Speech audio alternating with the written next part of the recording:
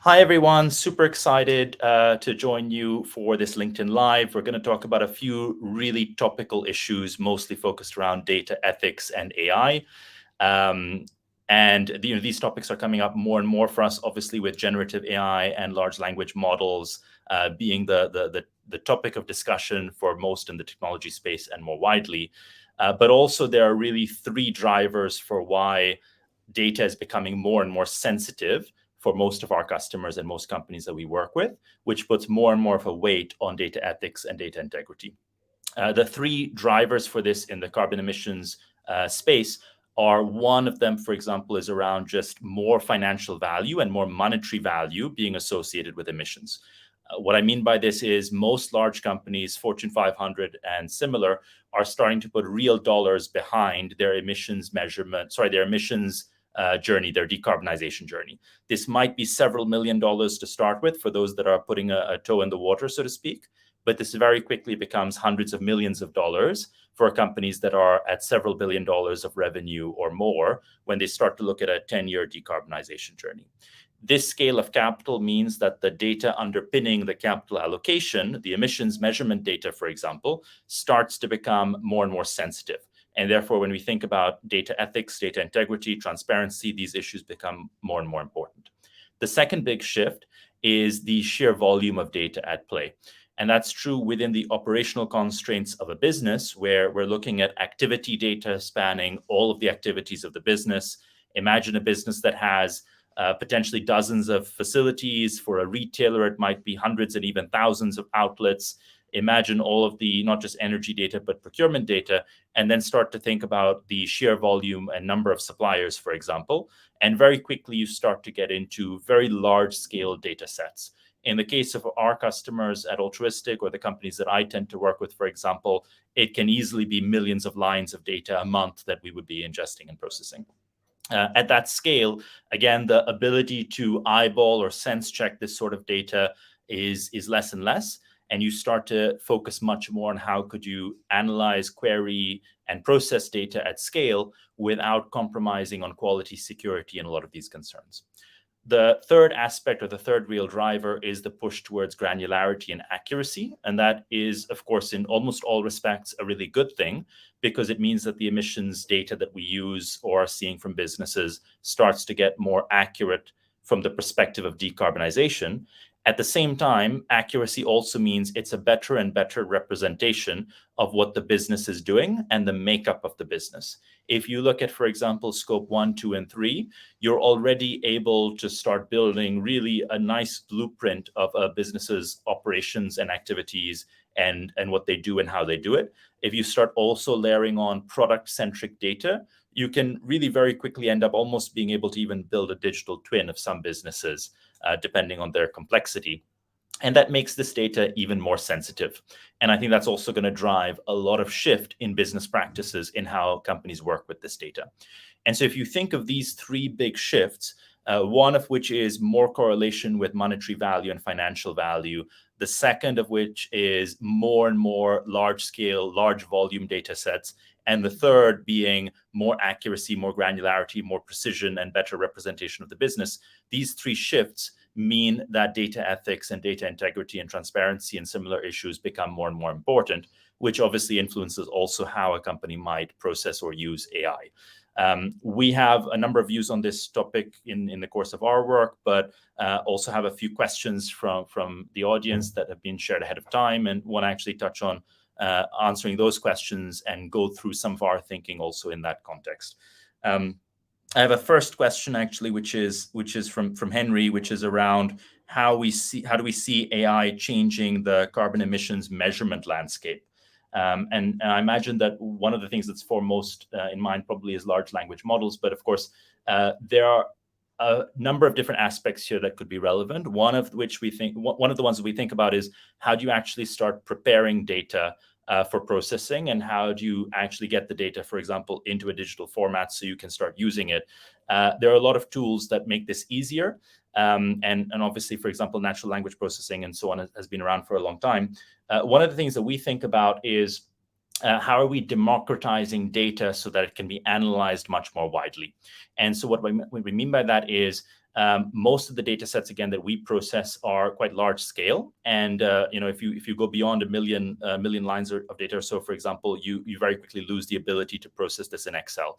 And so one of the things that we think about is how can you actually start to layer on analytics that can surface insights in a way that at least prompts you towards the most obvious interventions without you needing to actually query all of that data yourself. Another aspect that we think about is how do you build connectivity across different categories or different items so that different terminology might actually equate to the same thing. We sort of think about the ontology of the different terms that are being used in business today. So one example is you might call it a lorry, I might call it a truck, someone else might call it a van, and effectively we might all mean the same thing. And there's a lot of potential for us to streamline just how much data is being queried and how much data is being analyzed by also having a lot of terminology lead into the same place. Another thing that we think about is how are you able to actually start creating associations between products? And so if you look at emissions factors, for example, one of the challenges with emissions factor coverage is that there are just large white spaces. And emissions factors are effectively combinations of other emissions factors. Most emissions factors, unless you go to primary materials, are composites in some shape or form. And we think there's huge potential for AI to actually start joining up the dots so that you can actually create new emissions factors with greater ease and create associations. So for example, one of the instances that I was sharing with someone earlier is if you think of, let's say, a bottle of juice, you immediately start to create associations between the fruit and the pulp, the packaging material, and so on. And you can start to string these things together to create more and more emissions factors that could cover a large share of the white space. And I think that's going to be a big area of opportunity here. Moving on to another question, which we have from Natasha, which is, what are the risks associated with AI, and how do you think about new technologies such as generative AI and their potential for impact? This is one that's come up for us several times, and I think that there are two aspects really that are important for us here. One that's worth talking about is data security. And the other that I think is worth talking about is algorithmic bias. And I think both of these are reasonably well understood for organizations that are taking this seriously, but really merit some discussion. If we talk about security to begin with, for example, most of the data that will need to be processed from the perspective of carbon emissions measurement is going to be super sensitive data ultimately. And I'm not just talking now, but actually as we sort of progress, this data is going to become more and more of a representation of what the business actually does. And if you think about, for example, ChatGPT, and this has obviously come up on our radar, and we expect that a lot of companies are probably exploring it and using it in their business context. We have serious concerns with the security aspect of that because effectively the data that we would be processing from an emissions measurement perspective would allow you to recreate the product of a business. It would give you a bill of materials, for example, and you can actually start recreating that entirely. That presents huge risks. And so I think that, there are a lot of workarounds for this right now. And so, for example, you could have an API-based link into GPT models, and that makes this a lot easier. But at the sensitivity level for most of the data at play, we think that's a real concern that businesses should start to should kind of be more in a wait and see mode and see how this space evolves. There are a number of, for example, legal challenges being made on IP grounds. We'd kind of want to see how those things pan out before actually starting to process sensitive business data using what is effectively a public model. The other aspect I think that's also worth talking about is algorithmic bias. And that's particularly true where you have black box models. And so if you think about, again, emissions calculations, there are a number of assumptions at play here, and there are a number of different methodologies that could be used. And there is a significant potential for data to be incorrect, but also for data to ultimately, take things out of context. One of the examples that we kind of see is scope 1 and 2 versus scope 1, 2, and 3. A lot of businesses and a lot of, in fact, even public scorecards and ratings look primarily at scope 1 and 2 and don't actually account for scope 3, and then start stack ranking companies on the basis of their scope 1 and 2 intensity, and ultimately favoring some over others. there's a big challenge there in that scope 1 and 2 represents a certain way of doing business where, for example, if a company is insourcing versus outsourcing, that'll affect how their scope 1 and 2 looks versus another player. And that is basically a question of how the business is set up, but ultimately there will be a lot of other factors at play even within how those numbers are computed. And this is going to be especially true of scope 3, where you might have spend-based approaches, you might have weight-based approaches at play, and actually being able to dig into the methodologies being used and the way in which that data is being processed is one of the elements that is going to be increasingly important for how businesses look to bring in procurement-oriented strategies or emissions strategies deployed from a procurement logic towards prioritizing some suppliers or prioritizing some types of materials. That takes us actually nicely on to a third question we have, which is from Emma, around how we think about transparency and comparability. And we've given this a fair bit of thought as many of the companies that we work with start to be asked to share this data with other companies. And I think that the general direction of travel has been towards sharing PDFs, for example, and flat files or data that really gives a certain element of context or a certain level of metadata, but really doesn't go a lot further. One of the classic examples of this is how most companies today, when they ask for supplier data when it comes to emissions, they tend to send out a survey, and the survey will have a number of questions, and then they get the data back. This sort of approach has a couple of challenges to it. One is obviously a usability challenge where because you have the data in a flat file, you're not actually able to process it or query it without an additional layer of work, which is how do you get this into a central database that you can use. The other element is that it makes it quite hard to start to really make comparisons between companies that are sharing data, because again, there's usually a lot of context behind these calculations and behind these assumptions, which actually can be quite unique depending on business context.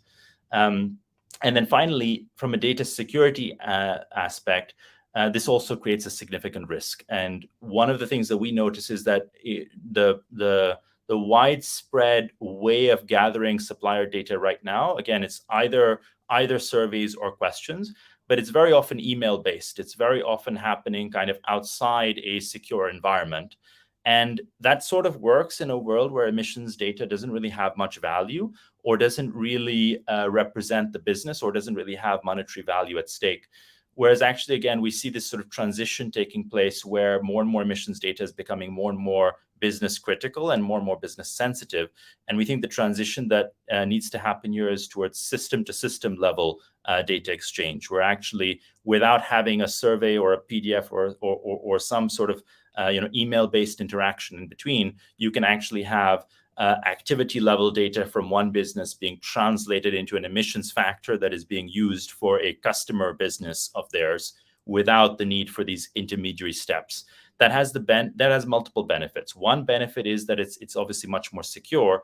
Another benefit is that it's instantly more usable, and it's also more comparable, because you can then actually start to make much more nuanced comparisons, because you have not just the quantitative data, but also hopefully some elements of the metadata as well, which might be the assumptions that went in to a particular type of calculation. It might be a particular methodology used. It might be an emissions factor used, but also a source of an emissions factor used, which gives you a much more robust picture. Again, this creates much larger data sets and much more volume of data, which again makes it really hard to process through a simple manual intervention, which again creates a use case for AI, where you can start to surface insights in a much more automated way.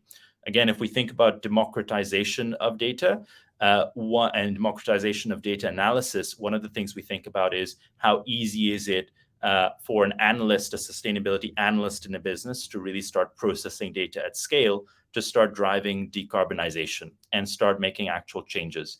And so what's important is for more and more of those sustainability analysts to move away from a world where they're cleaning data and trying to surface basic insights like, which facilities would benefit from a shift in energy tariff towards a renewable tariff, and actually being able to surface the more obvious insights relatively quickly and start to even progressively surface hotspots in a much more automated way. We've had another question come in just now, actually, which is around emerging markets. And this is, will emerging markets ultimately lose out because of data gaps? And this is one is from Anam. I think that this one is actually quite close to my heart. Again, growing up in Pakistan, which is an export dependent market. A lot of the companies that we work with in emerging markets really struggle to meet the requirements of their customers when it comes to sharing emissions data or sustainability data in general. And I think that to be honest, there's no simple answer to this, because on the one hand, if you look at emissions data increasingly playing into a competitive landscape for business, where it starts to be used in a blended way alongside financial data, and procurement decisions or business decisions start to be made by factoring in emissions data as well as financial data, then it's kind of inevitable that businesses that are better at having those data sets and better at having the data sets available are in a somewhat privileged position. On a side note, we often get asked by our customers whether it matters that their emissions number is low or high, and isn't it always better for the number to be low? And the answer that we usually give is, right now everyone's numbers are off, and everyone knows that the numbers are off, and that the benchmarks are not really comparable, and that's okay. But most businesses today get credit or get points for having digitized and for having their data in a shape where it can be processed. And right now, that's the first stage in the journey. The first stage in the journey is really around building and around having data where it can be processed and queried by your business, but also your customers. And then we get to the point of how accurate is the data. And then we get to the point of, is it lower than someone else? But the first thing is, there's just a big gap around digitization. And emerging markets are currently set to not be able to benefit from that. And the reason I say this is because most emerging markets, and again, most of our customers will have subsidiaries and suppliers in many of the main emerging markets. Most emerging markets have a few big challenges with being able to digitize emissions data or sustainability data.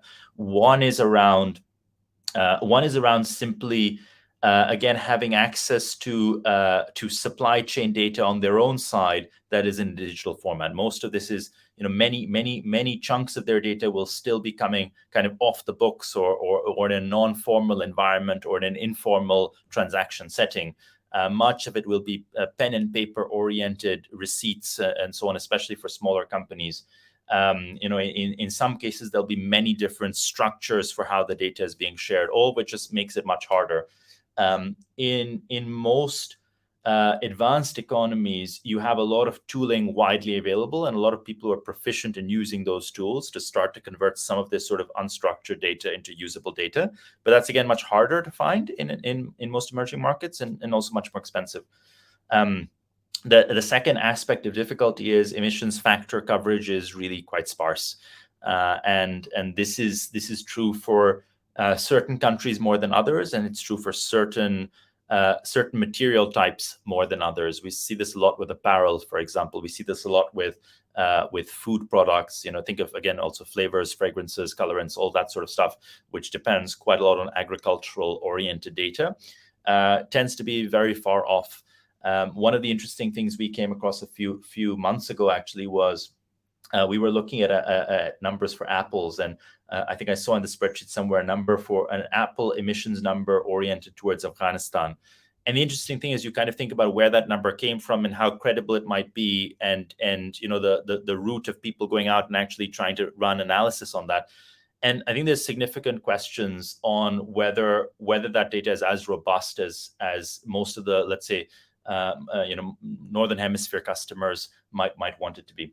The third aspect that we're seeing come up a lot lately is just a shortage of sustainability expertise in these markets. This is true in most markets, and again, there's a war for sustainability talent out there. But this is especially true in emerging markets where there's a significant shortage of good expertise. And so many of the companies that we see, again, coming from Pakistan, this is true there as well. You end up having a few local consultancies or a few local houses of expertise, but really a lot of imported talent in the form of consultancies advising countries at a distance and remotely. I think all of this will create a non-level playing field.